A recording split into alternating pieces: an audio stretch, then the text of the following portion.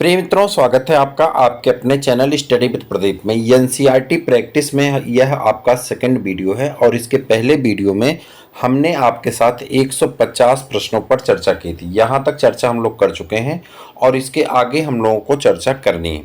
यह video TGT, PGT, LT, GIC या आपका नीट या जो है आपका जेएसएससी, केबीएस सभी के लिए अत्यंत महत्वपूर्ण है, क्योंकि यह एनसीईआरटी के क्वेश्चंस हैं और एनसीईआरटी की पॉइंट से लिए गए क्वेश्चन हैं जो आपकी परीक्षा की दृष्टि से आपके लिए महत्वपूर्ण है।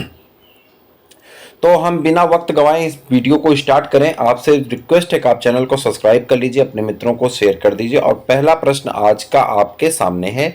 4 ऑप्शन दिए गए हैं और इनमें से आपको सही आंसर का चयन करना है, ठीक है। तो पहला प्रश्न है, ब्रायोफाइटा समूह के सबसे बड़ा पादप कौन सा होता है, या ब्रायोफाइटा समूह में सबसे बड़ा पौधा कौन सा होता है। तो आप कहेंगे डाउसैनिया जो है इसका सबसे बड़ा पौधा होता है। ब्रायोफाइटा की बात हम लोग कर रहे थे, ठीक है। ये प्रश्न आपसे एग्जाम में पूछे जा चुके हैं, इसलिए यह प्रश्न आपके लिए महत्वपूर्ण है। टेरिडोफाइटा को और क्या कहते हैं? टेरिडोफाइटा कहते हैं असंवहन, अपुष्पोद्भिद और या क्रिप्टोगैम्स। क्या कहने का मतलब है कि इसमें संवहन मंडल भी नहीं पाए जाते हैं, पुष्प भी नहीं होते हैं और इंग्लिश में इसे क्रिप्टोगैम्स के नाम से जाना जाता है, ठीक है। आगे बढ़ जाते हैं। आपको मैं बता दूं कि चैनल की तरफ से आप सभी लोगों के लिए यह प्रैक्टिस पेपर श्रृंखला एनसीईआरटी की स्टार्ट की गई। यह एनसीईआरटी की प्रैक्टिस पेपर श्रृंखला नीट के एग्जाम तक हमारा टारगेट है कि हम कंप्लीट कर देंगे, यानी क्लास 11 क्लास 12 के सभी क्वेश्चन आपके एमसीक्यू करा दिए जाएंगे। आप TGT, PGT, LT, GSC, GSC किसी की तैयारी कर रहे हैं तो आप जरूर यह देखें, आपके लिए महत्वपूर्ण। हालांकि आपके क्लास के लिए आपका मैराथन कराया जाएगा। यह यूनिट वाइज प्रैक्टिस पेपर है। इसमें अभी हम लोग chapter number 1, chapter number 2, chapter number 3 कर रहे हैं। अगला चैप्टर नंबर 4 जो है एनिमल किंगडम ऑलरेडी बहुत बड़ा है, उसमें अकेले 300 प्रश्न हैं, तो वो आपका अगले पार्ट में आएगा, जिसको 2 पार्ट में हम लोग एनिमल किंगडम खत्म करेंगे। इसके तुरंत बाद आपका chapter number 5, chapter number 6, chapter number 7 अलग अलग वीडियोज में आएंगे, चूँकि क्वेश्चन की संख्या ज़्यादा है। और फिर उसके बाद आपका इसी तरह से चैप्टर वाइज आता जाएगा, यानी टोटल आपके सभी चैप्टर करा दिए जाएंगे। आपको मैं फिर से बता दूं कि अगर आप सही तरह से चैनल को देखते हैं और सभी प्रश्नों की प्रैक्टिस पेपर करते हैं तो आपको बहुत लाभ मिलने वाला है, चाहे आप टीजीटी, पीजीटी, एलटी, जीएससी की तैयारी कर रहे हैं या आप नीट की तैयारी कर रहे हैं। इस नीट से पहले, नीट के एग्जाम से पहले, 2023 के नीट के एग्जाम से पहले आपकी पूरी श्रृंखला आपके पास होगी, हिंदी में भी, इंग्लिश में भी। तो आप जरूर इसे सपोर्ट करें और अपने मित्रों तक भी भेजें, आपके लिए लाभ होगा, ठीक है। चलिए आगे बढ़ जाते हैं। कह रहा है, निम्न में से किस पौधे को स्पाइक मास के नाम से जाना जाता है? तो वो है स्लेजनेला। स्पाइक मास के नाम से किसे जाना जाता है? स्लेजनेला को। निम्नलिखित में से किसमें रंभ के विचार है? ठीक है, सिने रंभ के विचार। अच्छा, किस में से सिने रंभ के विचार कौन से हैं? सिने रंभ के विचार कौन है? आप कहेंगे तो ये विचार हैं डॉलिट और वान टीगम के। एक ही संघ या स्ट्राबिलस, एक ही संघ या स्ट्राबिलस में लघु तथा गुर बीजाणुधानी किस पौधे में पाई जाती है? एक ही संघ में या स्ट्राबिलस में लघु और गुर बीजाणुधानी किस पौधे के में एक ही में पाई जाती है? तो आप कहेंगे सेलेजनेला में।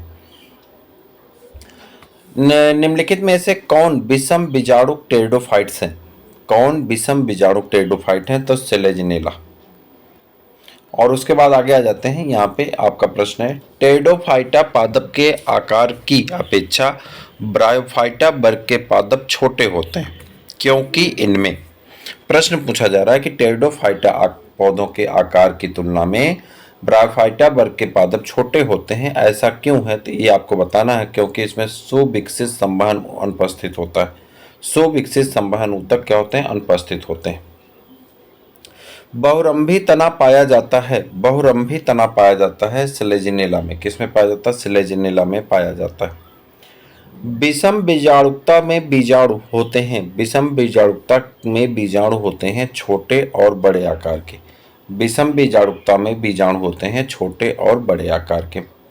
निम्नलिखित में से सेलेजिनेला का मुख्य लक्षण क्या है? निम्नलिखित में से सेलेजिनेला का मुख्य लक्षण क्या है? तो आप कहेंगे विषम बीजाणुता। सेलेजिनेला का मुख्य लक्षण क्या है? विषम बीजाणुता। फर्न मॉस से किस प्रकार भिन्न है? फर्न मॉस से किस प्रकार भिन्न है? ये आपको बताना है। फर्न मॉस से किस प्रकार भिन्न है? स्वतंत्र बीजाणु उद्भिद से, स्त्रीधानी से, स्वतंत्र युग्मकोद्भिद से, या निम्नलिखित में से कोई नहीं। तो आप कहेंगे स्वतंत्र बीजाणुद्भिद से जो है यह एक दूसरे से क्या होते हैं? अलग होते हैं। अबीजी पादप जिसमें संवहन ऊतक पाया जाता है, अबीजी पादप जिसमें संवहन ऊतक पाया जाता है यानी वास्कुलर टिश्यू पाए जाते हैं लेकिन बीज नहीं बनते हैं, ऐसे पौधे को कहते हैं टेरिडोफाइटा। क्या कहा जाता है? टेरिडोफाइटा।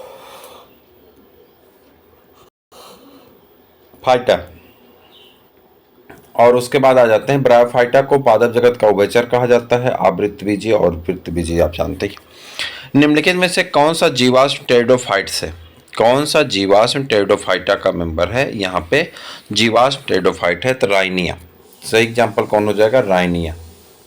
और उसके बाद है विषम बीजाणुकता से तात्पर्य है। विषम बीजाणुकता से तात्पर्य किससे है? तो आप कहेंगे लघु तथा गुर बीजाणुओं के निर्माण से। लघु तथा गुर बीजाणुओं के निर्माण से।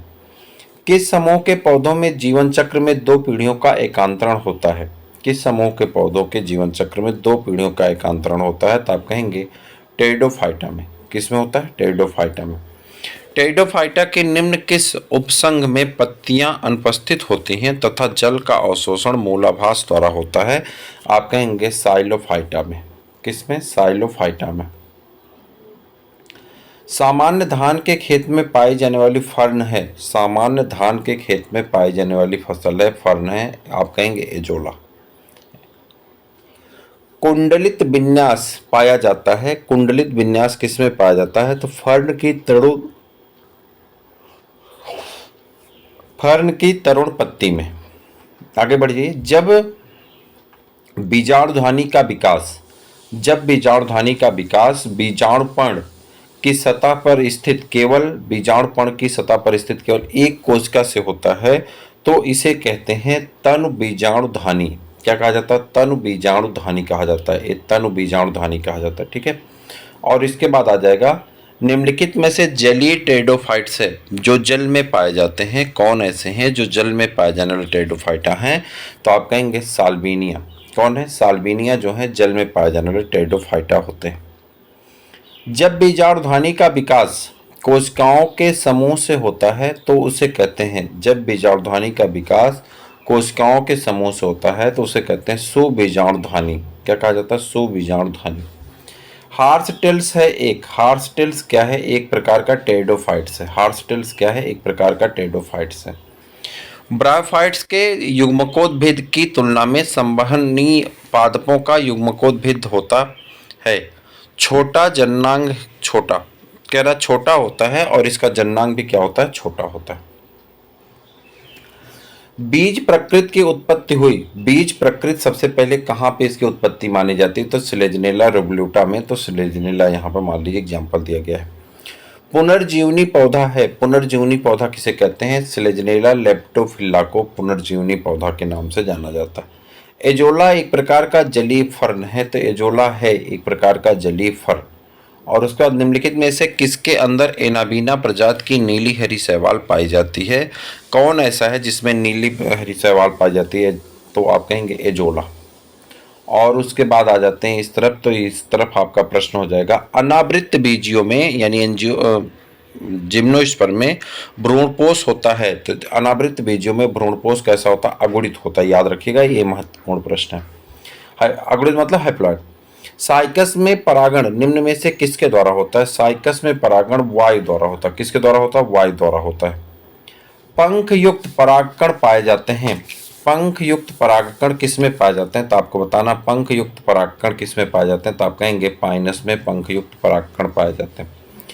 निम्नलिखित में से तारपीन का तेल प्राप्त किया जाता है पाइनस से। तारपीन का तेल कहाँ से प्राप्त किया जाता है? पाइनस से प्राप्त किया जाता है। आवृतबीजी पौधों में परागकण क्रिया होती है केवल वायु द्वारा। आवृतबीजी पौधों में अनावृतबीजी पौधों में परागकण की क्रिया होती है केवल वायु के द्वारा होती है। और इसके बाद आ जाएंगे निम्नलिखित में से लाल काष्ठ वृक्ष है। लाल काष्ठ वृक्ष मतलब जिसकी लकड़ी लाल होती है ऐसा वृक्ष कौन सा है? तो आप कहेंगे सिकुआ। सिकुआ जिसे कहते हैं सिकुआ। ठीक। साइकस के भ्रूण में 2 बीजपत्र होते हैं।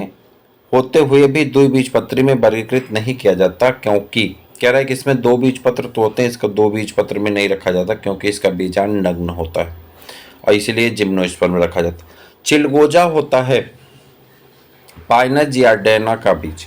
चिलगोजा क्या होता है? पाइनस जियार्डियाना का बीज होता है।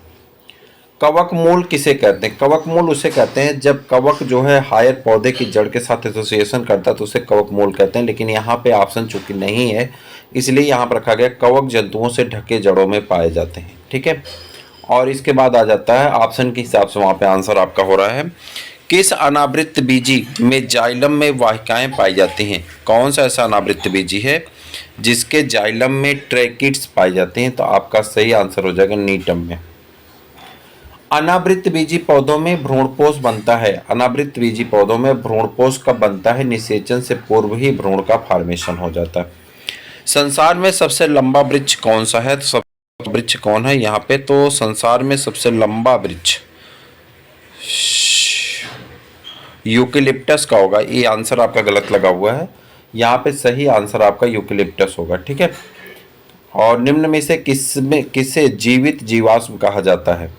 किसे जीवित जीवाश्म कहते हैं? तो इन सभी को, साइकस को, जिंगो को और मेटासिकुआ को, सभी को जीवित जीवाश्म कहा जाता है।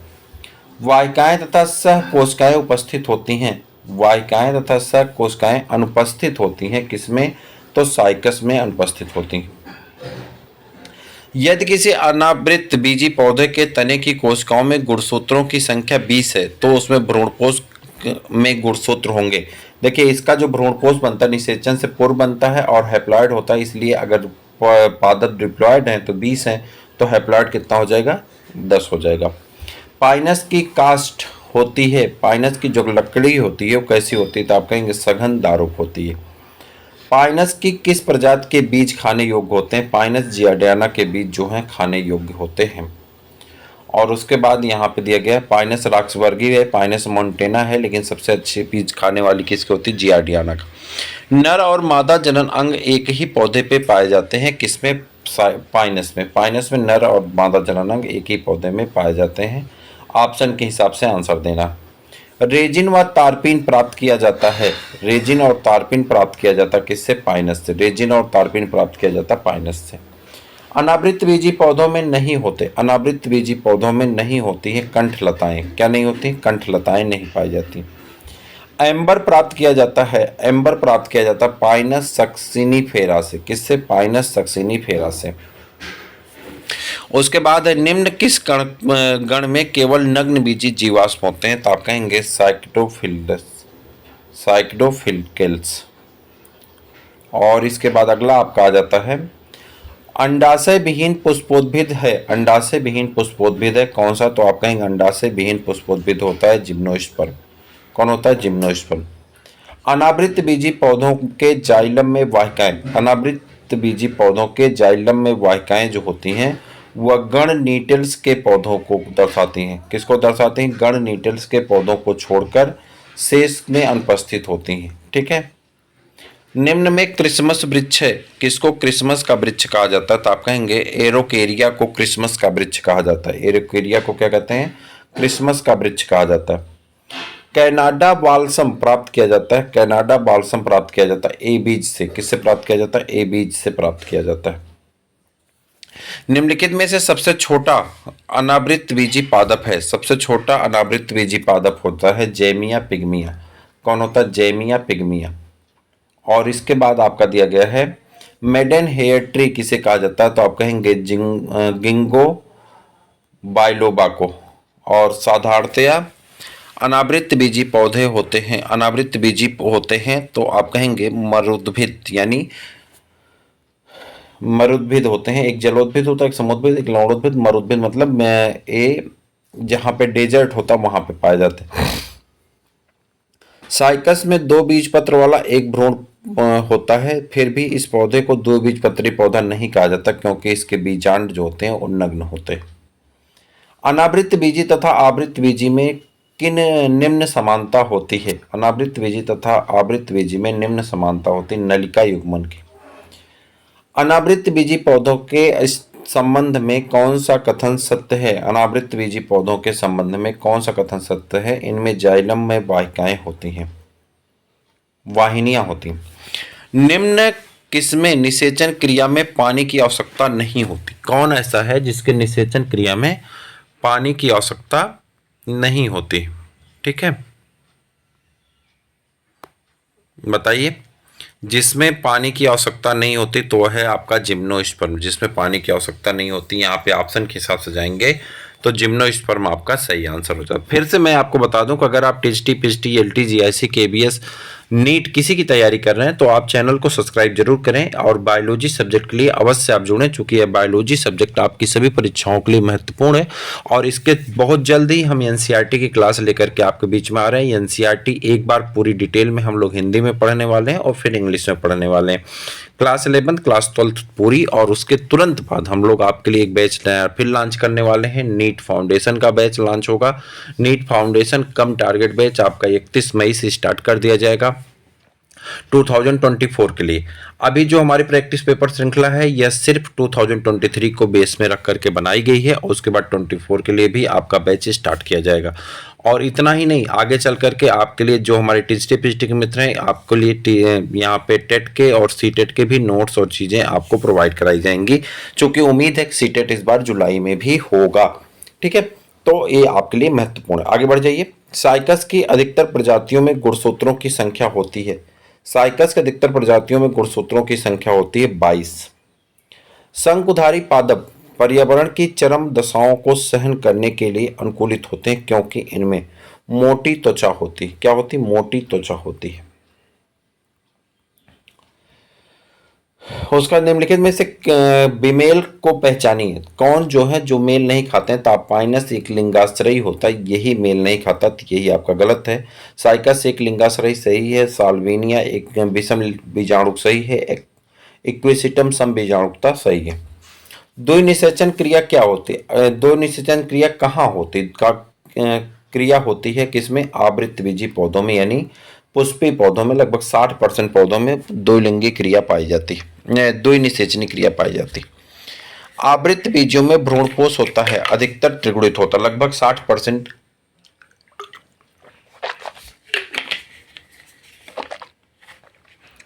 लगभग 60% स्पीसीज में यह कैसा हो जाता है? त्रिगुणित हो जाता है, यानी 3 गुणसूत्रों से मिलकर बना होता है।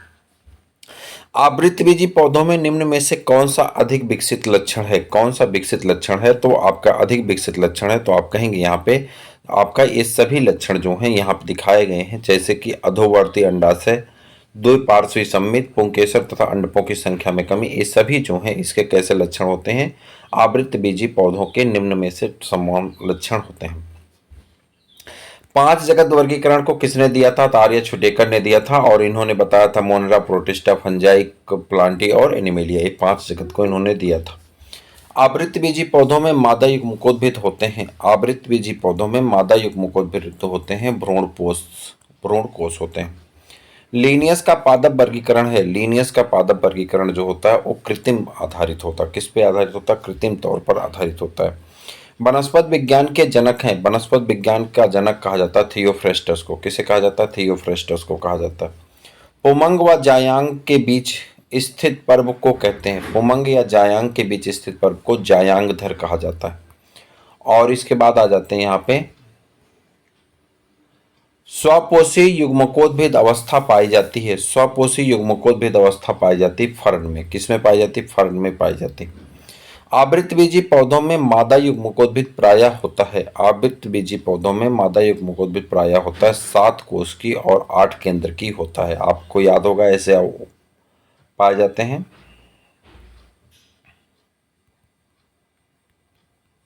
तो कोशिका की संख्या 7 होती है और केंद्रक की संख्या 8 होती है। बीजाणु उद्भिद व युग्मकोद्भिद अवस्थाएं स्वतंत्र होती हैं टेरिडोफाइटा में। बीजाणु उद्भिद और युग्मकोद्भिद अवस्थाएं स्वतंत्र होती हैं। किसमें? टेरिडोफाइट्स में। पुष्प है एक रूपांतरित प्ररोह। पुष्प है क्या? एक रूपांतरित प्ररोह है। आवृत बीजों में 7 कोशिकी तथा 8 केंद्र की मादा युग्मकोद्भिद से तात्पर्य किससे? 3 एक कोशिकाएं इसकी प्रतिमुख पे होती हैं, 3 कोशिकाएं सिनर्जिड एंड पे होती हैं और 2 कोशिकाएं पोलर न्यूक्लियाई यानी ध्रुवीय न्यूक्लियाई के रूप में जानी जाती हैं। तो सही आंसर आपका हो जाएगा option number B.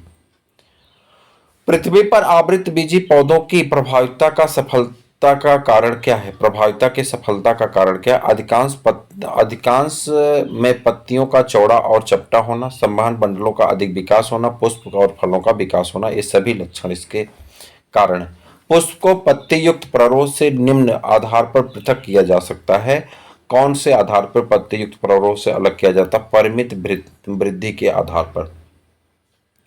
Historia plantarum नामक पुस्तक लिखी थी। हिस्टोरिया प्लांटेरम नामक पुस्तक के रचयिता जो हैं या लिखने वाले जो हैं कौन है? थियोफ्रेस्टस हैं। पादप वर्गीकी का जनक कहा जाता है। पादप वर्गीकी का जनक कहा जाता है लिनियस को। किसको कहते हैं? लिनियस को। स्पीसीज प्लांटेरम नामक पुस्तक को लिनियस द्वारा किस सन में पब्लिश किया गया था? 1753 ईस्वी में। और लिनियस ने पौधों को कितने वर्गों में विभाजित किया है? तो 24 वर्गों में पौधों को विभाजित किया था। बेंथम तथा होकर ने पौधों को कितने कुलों में बांटा है? बेंथम तथा होकर ने पौधों को 202 कुलों में बांटा है। The families of the flowering plants पुस्तक के रचयिता कौन है? हचिंसन है। कौन लिखे हैं? हचिंसन ने लिखे हैं। हचिंसन नामक वनस्पति शास्त्री ने आवृतबीजी पौधों में कितने गण बताए हैं? यानी गण कितने हैं? ऑर्डर तो आप कहेंगे 411। पौधों का प्राकृतिक वर्गीकरण प्रतिपादित किया था। पौधों का प्राकृतिक वर्गीकरण प्रतिपादित किया था बेंथम एंड होकर ने।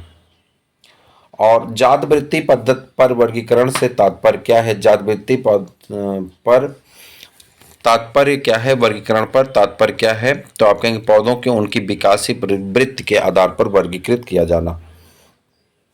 पौधों के वर्गीकरण में पुष्पों के लक्षण बहुत महत्वपूर्ण है। क्योंकि पौधों के वर्गीकरण में पुष्पों के लक्षण बहुत महत्वपूर्ण, क्योंकि वर्धी और कायिक भागों की अपेक्षा पुष्प अधिक संरक्षित होते हैं। वर्गीकरण की कृत्रिम पद्धति प्रतिपादित किया था। वर्गीकरण की कृत्रिम पद्धति को लिनियस ने प्रतिपादित किया था। आगे बढ़ जाते हैं। एक सेकेंड, हाँ, यहाँ पे इसको बंद कर दीजिए पहले, तब उसके बाद ये काम करेगा, ठीक।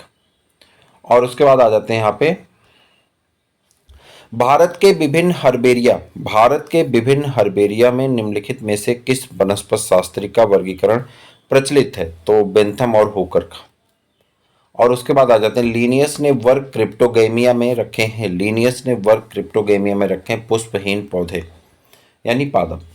और सबसे बड़ा हर्बेरियम कहाँ है? तो रॉयल बॉटनिकल हर्बेरियम क्यू, ये इंग्लैंड में है। Royal botanical herbarium Q England में है।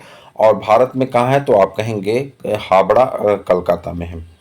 हचिंसन द्वारा दिया गया वर्गीकरण है। हचिंसन द्वारा जो वर्गीकरण दिया गया था जात वृत्ति पद्धति पर आधारित था।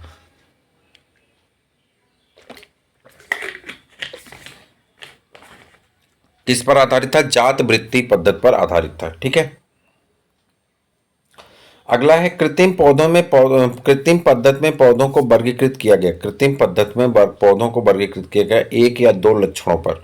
कितने? एक या दो लक्षणों पर। एक भारतीय महान वर्गीकी वनस्पतिज्ञ हैं। भारतीय महान वनस्पतिज्ञ हैं। कौन है वनस्पति हैं? तो ये हैं सेंटा पाओ। कारा एक उभयलिंगी पादप दर्शाता है। कारा एक उभयलिंगी पादप है और ये दर्शाता किसको? ऊपर की ओर अंडधानी तथा नीचे की ओर पुंधानी एक ही पादप पर। ब्रायोफाइट्स और टेरिडोफाइट्स में नर युग्मक के अभिगमन के लिए किसकी आवश्यकता होती है? जल की। निम्नलिखित में से कौन सा कथन असत्य है? कह रहा कौन सा कथन ऐसा है जो असत्य है? यहाँ पे आपके 4 कथन दिए गए हैं। ये पीडीएफ आपको मिल जाएगा, आप पढ़ लीजिएगा। मैं आपको आंसर खाली बता दे रहा हूँ। एल्जिन लाल शैवालों से तथा कैरागीगन भूरे शैवालों से प्राप्त होती है। ये बात आपसे बताना क्या है कि यहाँ पे सत्य बताना है, कथन असत्य है। कौन असत्य है ये बताना है। यानी सत्य कौन कौन है? लेमिनेरिया और सार्गासम खाद्य पदार्थों के रूप में प्रयुक्त किए जाते हैं। शैवाल अपने सन्निकट पर्यावरण में घुलित ऑक्सीजन के स्तर को बढ़ाता है। और अगार अगार जिलेरियम और ग्रेसिलेरिया से प्राप्त किया जाता है। सभी सही है, बस वही गलत है। युग्मनजी अर्धसूत्री विभाजन किसका विशिष्ट लक्षण होता है? क्लेमाइडोमोनास का। किसका लक्षण होता है? क्लेमाइडोमोनास का होता है।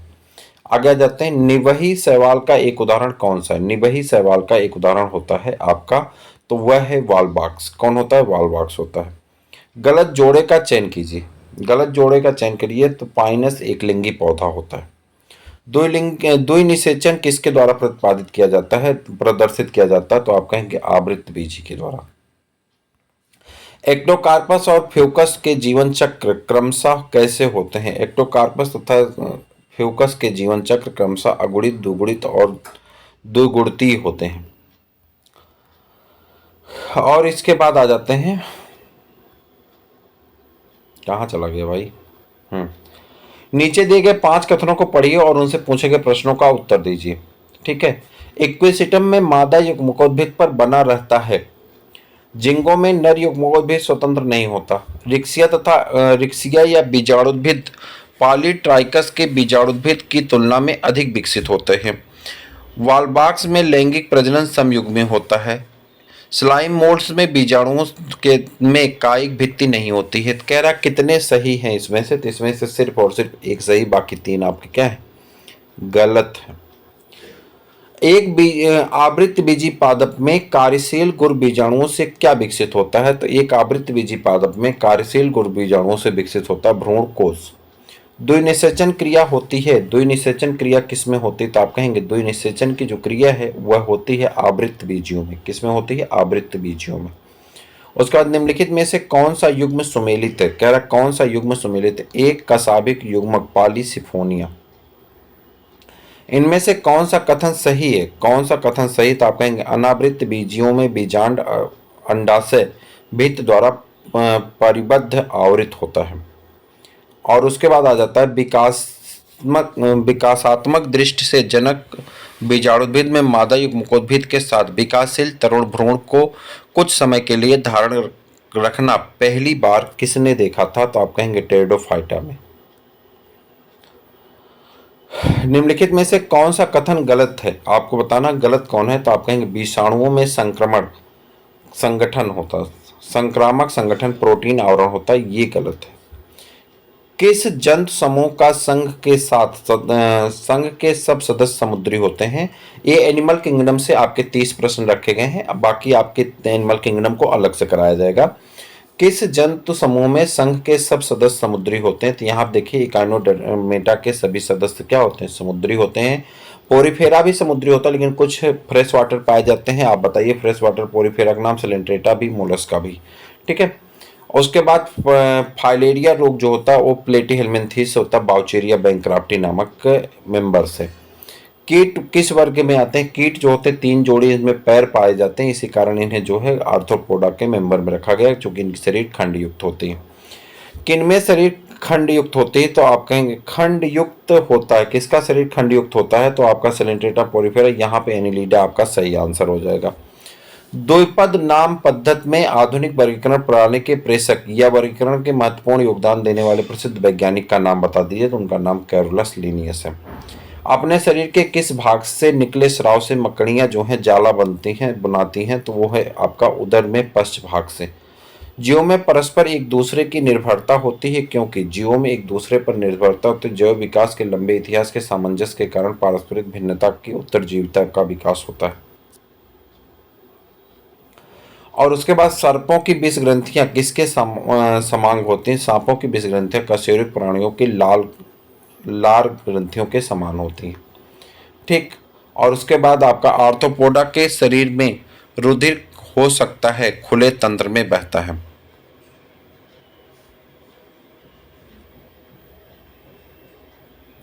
इनमें से कौन सा जंतु सिलेंट्रेटा का जंतु है? तो आप कहेंगे समुद्री एनिमोन जो है ये सिलेंट्रेटा का जंतु है। जंतु किस लक्षण से पादपों से मिलते हैं? तो ये दिन रात श्वसन करते हैं, इसी लक्षण से पादपों से मिलते हैं। और दोनों श्वसन करते हैं। जंतु किस लक्षण से पादपों से मिलते हैं? दोनों में दिन रात श्वसन होता रहता है, इसी कारण मिलते हैं। पर्ल ओयस्टर में मोती कहाँ और किससे बनती है? पर्ल ओयस्टर में मोती त्वचा में धंसे किसी बाहरी कण के चारों ओर पाए जाने के कारण बनती है। ऑक्टोपस एक प्रकार का मोलस्का है।